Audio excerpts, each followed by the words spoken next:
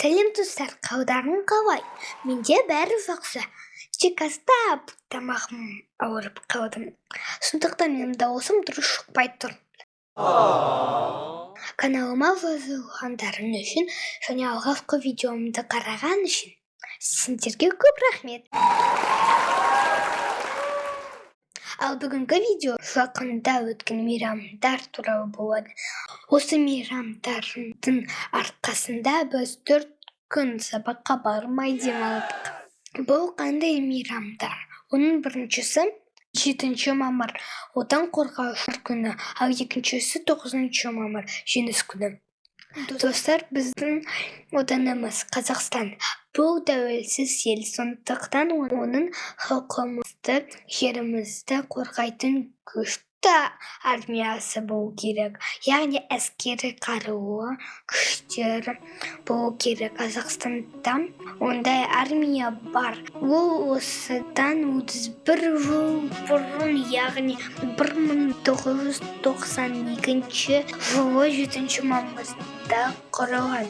Сондықтан осы күн, яғни 7 мамыр отан қорғаушылар күні болып аталады.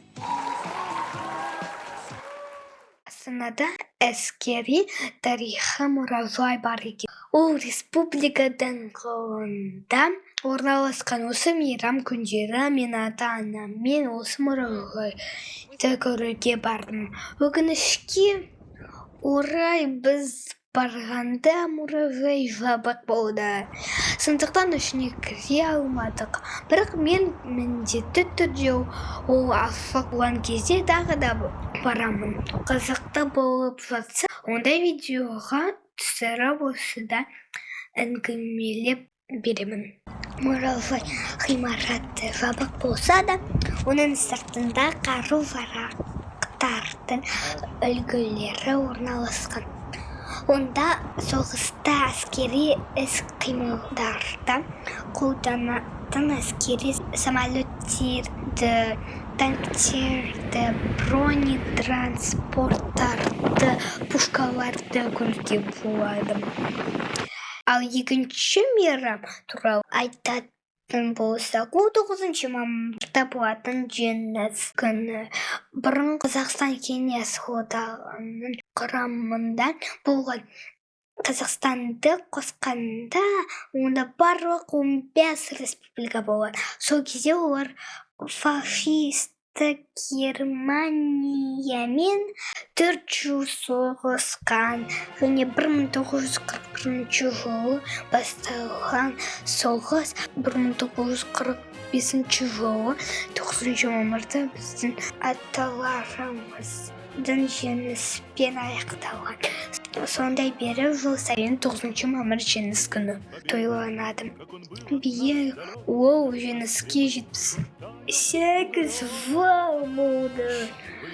Соғысқа Қазақстаннан біздің миллионнан астам жерлесіміз қатысқан. 500-дей қазақстандық кеңес одағының батыры атанған.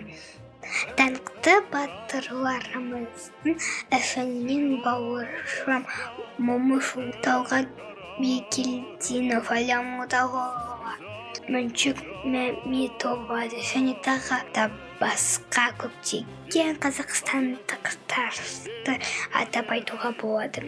Менің атам да, яғни әкемнің әкесі сол соғысқа қатысқан. Кеңес армиясының қатарында жауды қуып Германия жеріне дейін барған және аман есен оралған. Мен атамды мақтан тұтамын. Сол аталарымыздың арқасында қазір біз бейбіт заманда өмір сүріп жатырмыз. Аталарымызға мың алғыс. Ешқашан соғыс болмасын, әрқашан бейбіт заман болсын. Еліміз өркендей берсін. Каналымда келесі кездескенше сау болыңдар достар.